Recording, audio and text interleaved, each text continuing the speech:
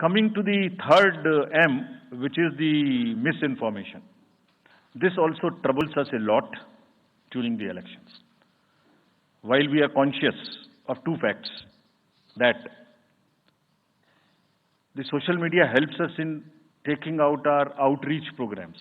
जितना हम youth, women, voters को अपने पास लाने की कोशिश करते हैं, उस मीडियम को यूज करते हैं. We are also conscious that on social media, in democracy, there is a full freedom to criticize anybody, including criticizing us. Why not? If we are doing wrong, criticize us. But you should not be allowed to create fake news which is not based on facts, because it can disturb the public order. ये अफवाहें फैलाते हैं. तो हमने सबको instructions दी हैं किस किस्म का इंस्टीट्यूशनलाइज तरीका किया. ये कुछ इस तरीके की नई चीजें हैं जो इस बार के चुनाव में सबको देखने की मिलेंगी. मैंने मसल पावर के बारे में भी बताया, मनी पावर के बारे में भी बताया, मिस इन्फॉर्मेशन के बारे में. तो ये जो प्रोसेस है इलेक्शन का, जो आज से शुरू हो रहा है काउंटिंग के बीच तक, जिसमें शोर शराबा गंदगी की संभावना बनी रहती थी, वो हमारा प्रयास है कि कम से कम हो. उसके प्रति हम बहुत ज्यादा सजग रहें. इसमें क्या करेंगे? Under section 69 and 79(3) of the IT Act, authorized authority of each state is empowered to ask for takedown of the social media posts. In almost all states, authorized officials have been appointed or are being appointed. In each district, we have done thorough trainings as to how to deal with this kind of a menace. So this is on the preventive side. But there is also a promotional side. All our entire machinery will now react to whatever is coming by facts. We will try and join the issue instead of being in the background. If somebody is trying to do a fake kind of a narrative, which is disturbing the level playing field, which is disturbing the public order, or which is not based on the facts, and which has crossed the line of the criticism, we would be also joining them. We will also launch very soon on our website something called Myth versus Reality. This is going to be live very soon. Means ये myth फैलाया जा रहा है, ये उसकी reality है. हम अपनी तरफ से आगे बढ़ के आपको educate करेंगे कि ये उसकी reality है. और सोशल मीडिया के बारे में आप सबसे भी एक अपील है कि थोड़ा देख लें. मतलब जो आया उसको आगे नहीं करना चाहिए. इसमें एक बहुत बड़ा झूठ का बाजार भी है. मैं इसके बारे में सोच रहा था तो मैंने कुछ चंद लाइनें लिखी थी जो आपको बताना चाहता हूं. झूठ के बाजार में रौनक तो बहुत है, गोया बुलबुले जैसी तुरंत ही फट जाती है. पकड़ भी लोगे तो क्या हासिल होगा सिवाय धोखे के. तो उसको थोड़ा रोक के देखें, समझ लें आगे बढ़ाने लायक है कि नहीं है, ना बढ़ाएं. Now friends, the last problem. चुनाव के दौरान हमारे सामने एक और बहुत बड़ी समस्या है, और वो समस्या है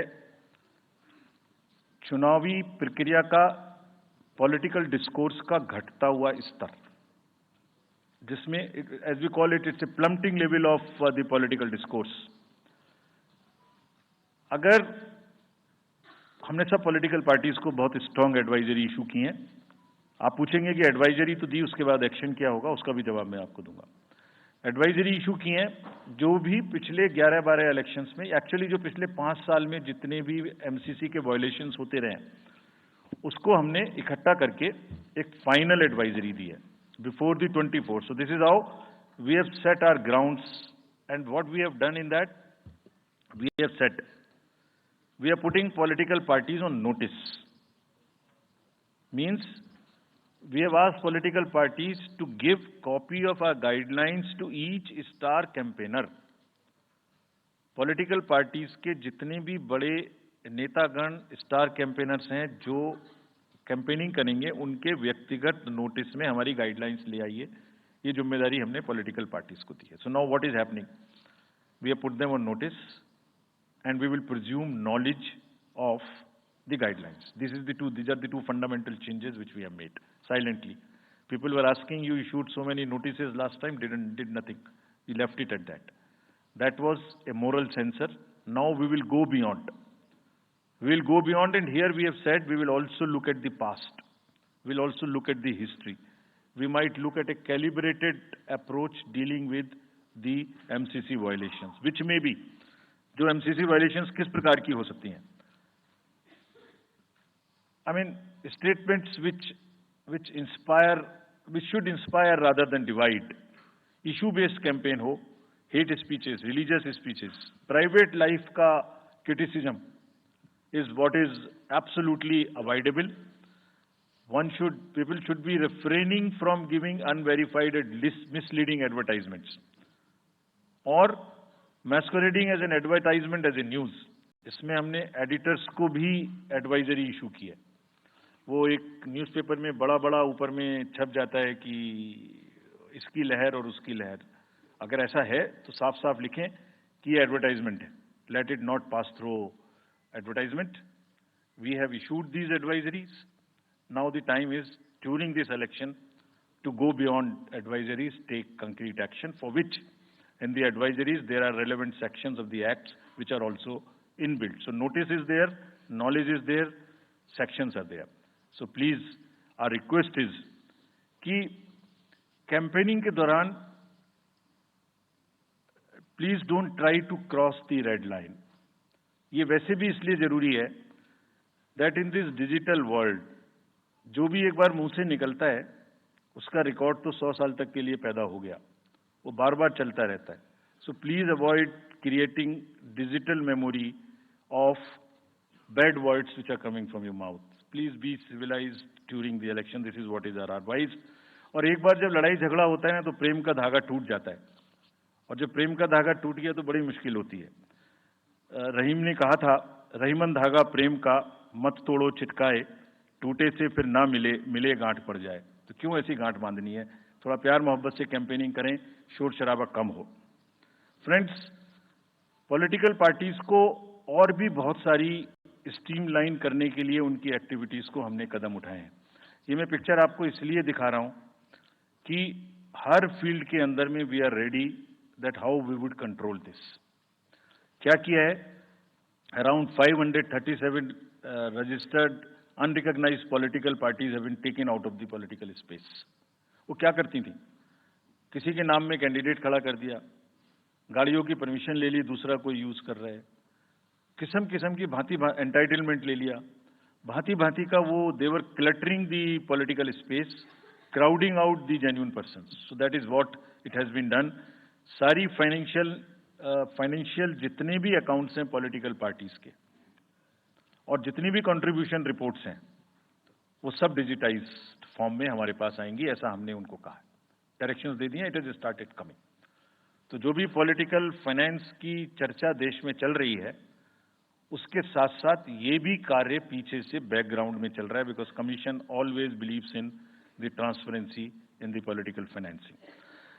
Plummeting level, I have already said. We have also asked the political parties to be very, very respectful to the persons with disabilities in their discourse, not to use the abusive words, also to not use children at all during the campaigning. बच्चे नहीं है इसलिए कि उन्हें campaigning में लाया जाए. We will be very strict if anybody does that. We are also giving advisories to political parties that have internal organizational structures within your party, within the parameters and in a right form. Friends, we are appointing 2,100 observers. जितनी चीजें मैंने आपको बताई, ये सब चीज को field officers तो करेंगे ही करेंगे. हम 2100 ऑब्जर्वर्स को अपॉइंट कर रहे हैं और इस बार उनको हमने क्या खास सख्त हिदायत दी है. और जो भी डीओज लेवल प्लेइंग फील्ड प्रोवाइड कर रहे हैं कि नहीं कर रहे हैं वो स्पेसिफिकली इसको देखेंगे. Inducement and coercion, intimidation free election हो, इस पर स्पेसिफिकली नजर रखेंगे, हमें रिपोर्ट करेंगे. फोर्स जितनी भी जा रही है किसी भी राज्य में उसका डिप्लॉयमेंट रैंडमाइज्ड हो. ऐसा नहीं कि उस फोर्स को कहीं बैठा दिया, काम नहीं कर रही, या कहीं दूसरी जगह भेज दिया जहां जरूरत नहीं है. They will be randomizing the force. Entire election machinery will be randomized in the presence of the observer.